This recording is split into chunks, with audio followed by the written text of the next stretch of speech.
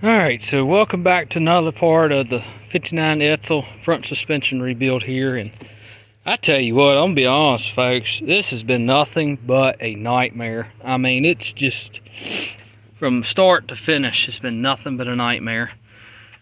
But we finally got the upper ball joint in. Finally got that in. It is greasable like I want it. Finally got the upper boot in as well. Got that installed up underneath. And I gotta go back with a little Loctite and Loctite all these. Of course, I gotta install our tie rod back on. But I mean, it was a nightmare. And you cannot, it's no way you could get around without using a coil spring compressor. So I rented this coil spring compressor here, and this thing, I mean, it's pure junk. I mean, I'm not just saying it, I'm giving a true review on it. It's pure junk. I mean, you can't, a lot of it is that little piece at the bottom is trying to get it to sit right on the spring and compress the spring right, because I'm not a fan of compressing coil springs at all. I do not like doing it, because the main reason is I don't want to take a chance and bend one of these coils up and then make the car not ride right. But I mean, it's pure junk. That is junk. Don't rent it. Now, if you get the kind that's got the hooks on both ends, that one's a lot better. It'll compress it more evenly. But this one right here, I mean, it's junk. I would not even rent it. I mean, I used it on the driver's side. I got lucky on that side, it worked pretty good, but this side, I mean, it was a nightmare. I had to fight it all the way through, and to get it, everything compressed right. I mean, it's a nightmare. It really is. And, you know, I'm not going to sugarcoat it or nothing, and I'm just being up front how it is. But I think if I had the right coil spring compressor, I think that would help a little bit. But you're trying to do two things at once, so you got to compress this coil spring up in here. And when you're doing that, you got to get it sitting on top of that lower A-arm. It's got like a little hook kind of.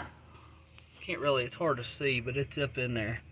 And you can kind of see it just a little bit in the center of the screen.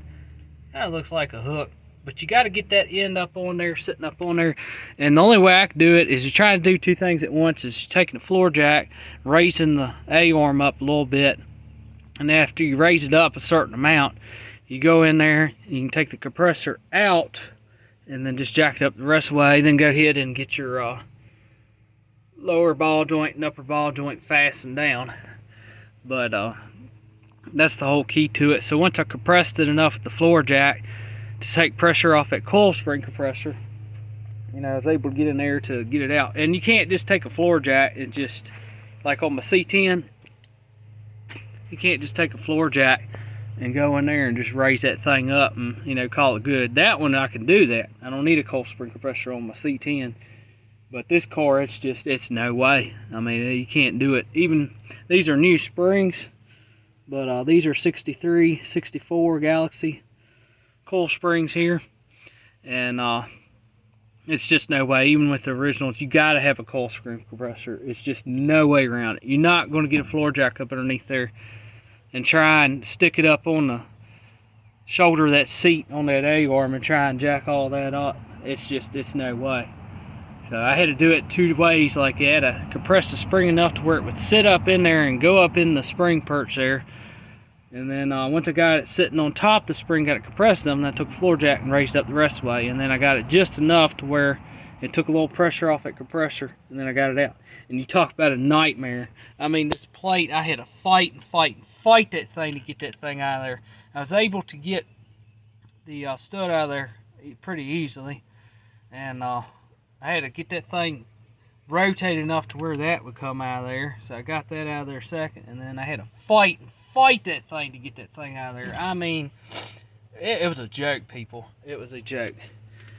But it's back together, and it ain't coming back apart. Next time this thing ever comes back apart, it's going to be a frame off restoration. But it's back together, and I'm not messing with it anymore. So hopefully this will tighten up this front end here, and this should take care of it. But I mean, this was a joke. But I think I'm gonna have to get the right coil spring compressor, because that piece of junk right there, I mean, that ain't worth nothing. Junk, junk, junk, junk.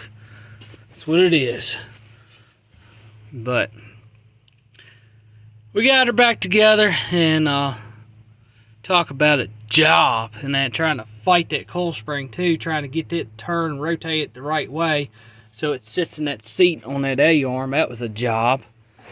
But I mean, it still ain't quite in there where I need it. But I'm gonna see if I can play with it a little bit more. It just needs to rotate about, oh, probably quarter to maybe half an inch at most. I just need to take that spring and rotate it counterclockwise just a little bit so it'll sit down in that seat on that A-arm like it's supposed to. But other than that, I'm not taking it apart again. It's together. I'll take it and I'll play with it a little bit and get it to slide in there. It's so close that it should go in there. But that's about the only issue I got right now, is get that spring turned just, I mean, slightly, just that little bit. It should drop down in that seat on that A-arm, and I think we'll be good. And that was a nightmare, because I had it perfect the whole time, and trying to, keep that right, and trying to, raise this whole assembly up, and it's just, I mean, it's just a job. And I ain't exaggerating. I mean, this is a nightmare, it really is. But it ain't coming apart again, I tell you that. I'm done. But so now I'm gonna take this tool back here and go get my 60 bucks back out of it, and I ain't ever renting it again. Talk about junk, and it's 670.50. That's the part number. Yeah, don't rent that car. Get the one that's got the hooks on both ends like that. Don't use that junk plate. I mean, that's just, it slips a little bit, and it doesn't compress it true. It wants to compress it like, crook-eyed and everything else, and the plate ain't bent. It's junk. I mean, I guess you get what you pay for when you're renting junk, but junk. That's what it is. But I'm tired of messing with junk around here. That's where we're at. So I'm gonna get the spring, rotate just a little bit. Probably almost sit on the ground and bounce the car up and down a couple bit. probably seat right in there, because I mean, it ain't far off at all. Where's that? Of course, y'all can't see it. Yeah, it's right up underneath there. Right there. It needs to go back just a little bit that way. Of course, I can't see.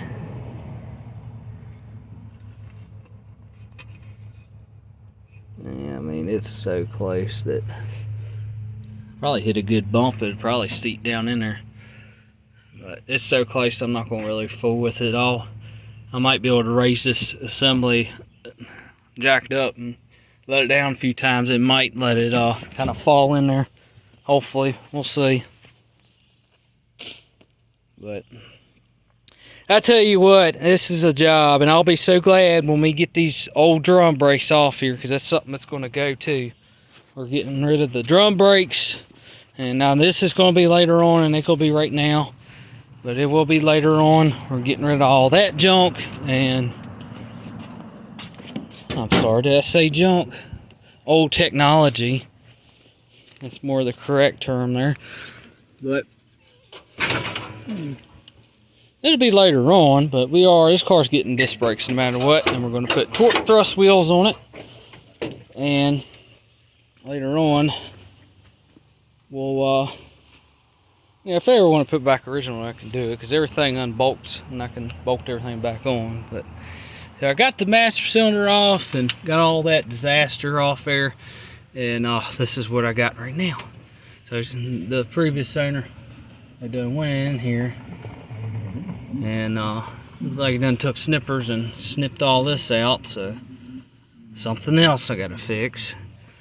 And of course, your neutral safety and your reverse lights are tied together, so I believe I mean, none of this is even existing anymore. I mean, it doesn't even work as far as my knowledge goes.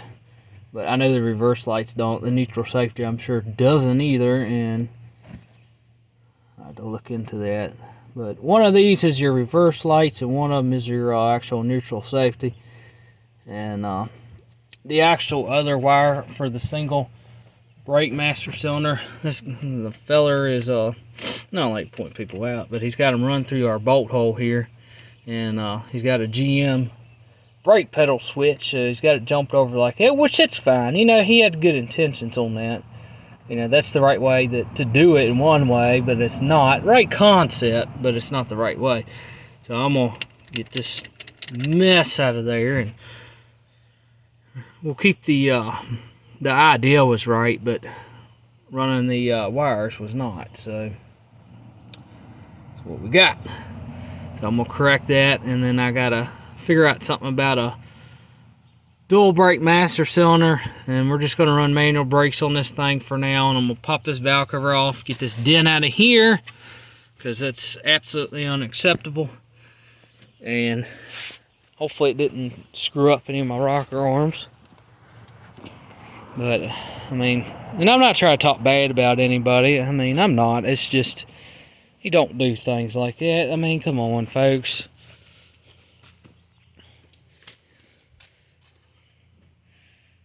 But that's where we're at. So I'm gonna go in here, and I think I will just pull these brake lines off, because this is kind of unacceptable too. I bent them up. Now I did this, but I think I'm gonna pull these back off and fix this the right way, and I'll bend up some new lines because they weren't right anyway. And I'll probably bend up some new lines. We got to do a front to rear brake line, like I said. Then we got to run one from over here at the junction block that's way down there, and then run in on over here to our passenger side front. And then our brakes, once we get our master cylinder, will be completely right and true the way they need to be. And then it just needs a front to rear fuel line and transmission lines, and I think that'll be it. And as a little side note here, I put transmission lines on my C10 here. Let me show you. So I put the transmission lines on here. I've been waiting like 3 weeks on these things, and I mean, they're just, I like the idea, but as far as the quality at these fittings anyway, it's junk. It's junk. I mean, I'll probably be fighting that the rest of the life of the truck. As long as they're on here, I'll be fighting that for forever. But they're tapered ends right here that thread into the radiator, which I don't like, because it's supposed to be an inverted flare there inside the radiator.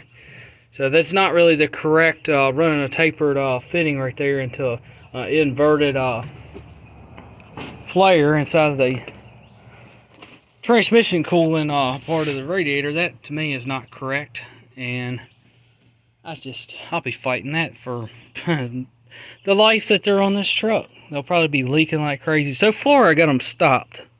They have stopped, so hopefully they hold up. But I like the idea of them. You know, they are, because it's such a tight bend. It's just no way that you're going to be able to bend that. I tried getting it, you know, bending a hard line and trying to get that, but it's such a tight, very, very tight angle right there. It's not going to happen.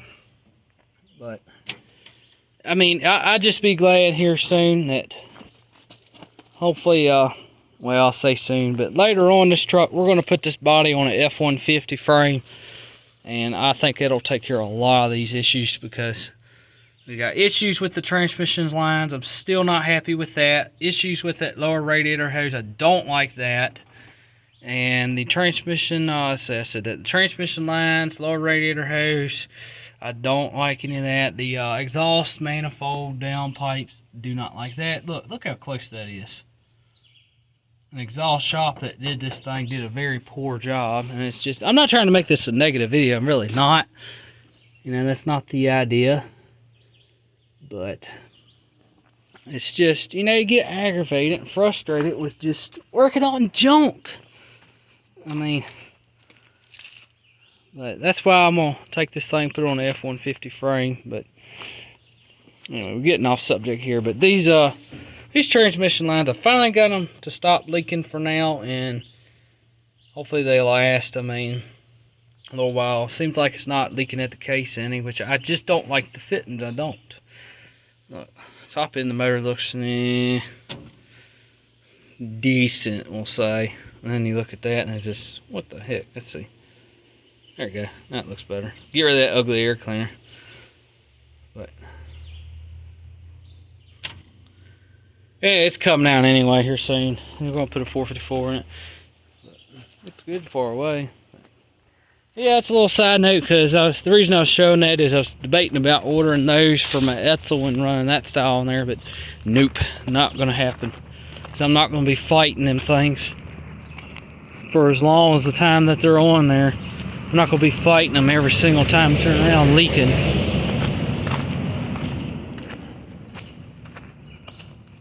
So I think I mean, you get what you pay for. You know, I paid $30 for them and I had to wait 3 weeks. I guess they had to make them, I don't know.